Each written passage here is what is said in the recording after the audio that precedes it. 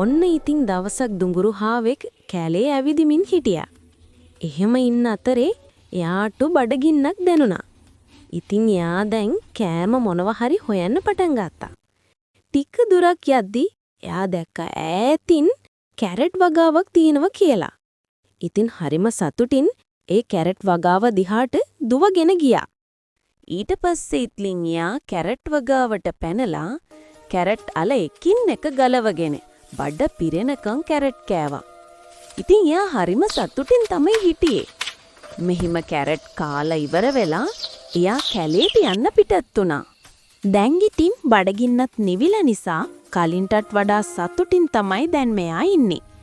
ඊට පස්සේ එයා ලස්සන මල් වර්ග ගොඩක් පිපිලා තිබුණ ටිකක් උස ගස් තියෙන කැලයකට ඇතුළු වුණා. හැම තැනම මල් වලින් පිරලා තිබුණු නිසා වටපිට බලමින් මේ දුඹුරු හාවා දිගටම කැලේ ඇතුළට ගියා.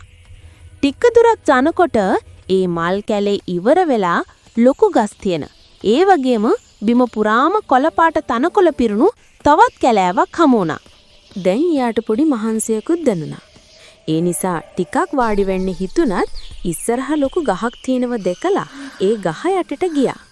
එයා ටික වෙලාවකින් නිින්දට වැටුණා. එහෙම ඉද්දී එකපාරට මෙයාගේ මූණ ඉස්සරහා ලොකු බිම්මලක් පොළවින් මතුවුණා. එයා නැගිටලා පුදුමයෙන් ඒ දිහා බැලුවා. එයා වටපිට බලද්දී හැමතැනින්ම බිම්මල් මතුවෙන්න ගත්තා. හරි පුදුමයි. හැමතැනින්ම බිම්මල් මතුවෙනවා.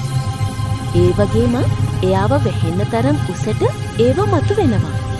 ටික වෙලාවකින් එයා ඒ බිම්මල් එක්ක සෙල්ලම් කරන්න පටන් ගත්තා.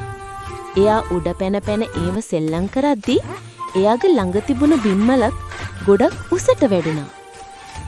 එයා ඒ දිහා පුදුමයෙන් බලා හිටියා. එයාට රිංගලා ඉන්න පුළුවන් තරම් උස්සට මහතට ඒව වැඩුණා. එයා ඒ එක බිම්මලක් ඇතුළට යනවත් එක්කම ලොකු වැස්සක් වැටෙන්න පටන් ගත්තා. බිම්මල් හුඟක් ලොකු නිසා හාවාට බිම්මල් ඇතුලේ නොතිමී ඉන්න පුරුවන් වුණා. වැස්සත් ඉතින් එන්නෙන්නම සැර වුණා. වැස්ස කොච්චර සැර වුණත් ඉතින් දැන් එයාට ගාණක්වත් නැහැ. ඒත් ඒ සතුට තිබුණේ ටික වෙලාවක් විතරයි. වතුර වැඩි වෙලා එයාව වතුරේ ගහගෙන යන්න පටන් ගත්තා. බිම්මලත් අල්ලගෙනම දැන් එයා දිගටම වතුරේ පාවෙලා යන්න පටන් ගත්තා. එයාට ගොඩාක් බය හිතුණා. ඒත් වෙන කරන්න දෙයක්වත් නැහැ. එයා බිම්මලත් අල්ලගෙන දිගටම වතුරේ පාවෙලා ගියා. වැස්ස ටික ටික අඩු වුණා. එයා ගම් ඉවුරක් කිට්ටුව රොන් මඩ ගොඩක නතර වුණා. එහෙම ඉන්න අතරේ ලොකු මාළුවෙක් ඇවිත් එයාව ගම් ඉවුරට තල්ලු කරගෙන ගියා. ඉතින් මාළුවාගේ උදව්වෙන් එයාට ගොඩට එන්න පුළුවන් වුණා. ඉතින් ඔන්න ඔහොමයි අපේ මේ දුඹුරු හා පැංචා ලොකු කරදරයකින් බීරුනේ. ඉතින් මේ කතාව ලස්සනයි නම් ෂෙයා කරන්න, ලයික්, කමෙන්ට් කරන්න, සබ්ස්ක්‍රයිබ් කරන්නත් අමතක කරන්න එපා. අපි ආයෙමත් ලස්සන කතාවකින් හමු වෙමු. සුබ දවසක්.